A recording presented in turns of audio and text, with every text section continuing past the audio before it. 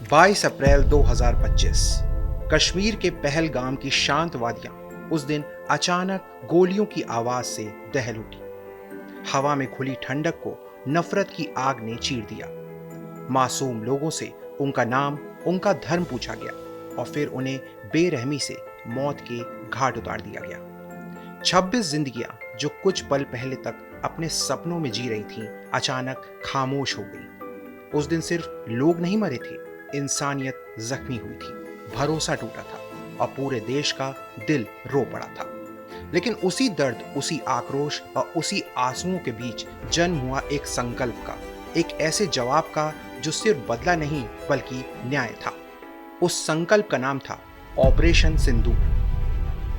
ये सिर्फ एक सैन्य कार्रवाई नहीं थी, बल्कि एक संदेश था कि भारत अपने नागरिकों की सुरक्षा के लिए हर हद तक जा सकता है।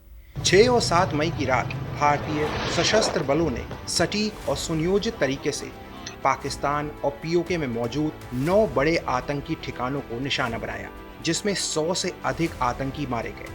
ये वही ठिकाने थे जहां जैश-ए-मोहम्मद और लश्कर-ए-तैयबा के प्रमुख कमांड सेंटर थे, जो पुलवामा और मुंबई जैसे बड़े हमलों के लिए जिम्मेदार थे।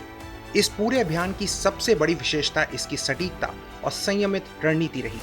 भारत ने साफ तौर पर यह संदेश दिया कि उसकी कार्रवाई सिर्फ आतंकवादी ढांचे तक सीमित है, ना कि किसी पाकिस्तानी नागरिक या सैन्य संस्था के खिलाफ। हालांकि पाकिस्तान ने जवाबी कार्रवाई के नाम पर उकसावे की रणनीति अपनाई।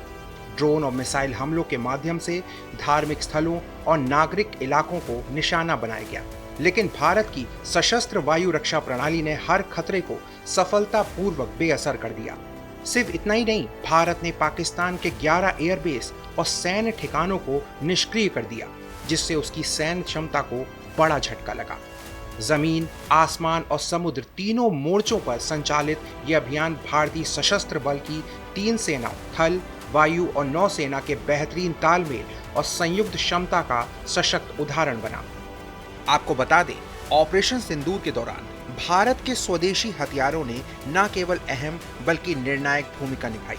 स्वदेश में विकसित आधुनिक स्वदेशी हथियारों ने सेना को सटीक, तेज और प्रभावी कार्रवाई करने में सक्षम बनाया। आज का युद्ध सिर्फ सीमाओं पर नहीं लड़ा जाता, बल्कि डिजिटल दुनिया में भी चलता है। ऑपरेशन सिंदूर के दौरान भारत को फेक न्यूज और प्रोपेगेंडा के जरिए बदनाम करने की कोशिश भी हुई, लेकिन भारत ने तथ्यों, पारदर्शिता और डिजिटल सतर्कता के जरिए इस सूचना युद्ध में भी मजबूती से जवाब दिया। सिर्फ सैन्य ही नहीं, भारत ने कूटनीतिक और आर्थिक स्तर पर भी सख्त कदम उठाए। सिंधु जल संधि को निलंबित करना, अटारी वाघा सीमा बंद करना, व्यापार रोकना, ये सभी कदम पाकिस्तान पर दबाव बनाने के लिए उठाए गए। इससे साफ संदेश गया कि आतंकवाद को समर्थन देने की कीमत चुकानी पड़ेगी। ऑपरेशन सिंदूर ने भारत की रणनीति को एक नया आयाम दिया। इसने ये स्पष्ट कर दिया कि अब आतंकवाद और उसको बढ़ावा देने वालों के बीच कोई फर्क नहीं किया जाएगा। यदि हमला होगा तो जवाब भी उतना ही सटीक और प्रभावी होगा। यही कारण है कि यह ऑपरेशन आने वाले वर्षों में एक मिसाल के तौर पर याद किया जाएगा, जहां साहस, सटीक रणनीति और जिम्मेदारी का बेहतरीन संतुलन देखने को मिला। ये सिर्फ एक सैन्य कार्रवाई नहीं, बल्कि दुनिया को दिया गया एक स्पष्ट संदेश है कि भारत अब हर चुनौती का जवाब सोच समझकर लेकिन पूरी ताकत के साथ देता है।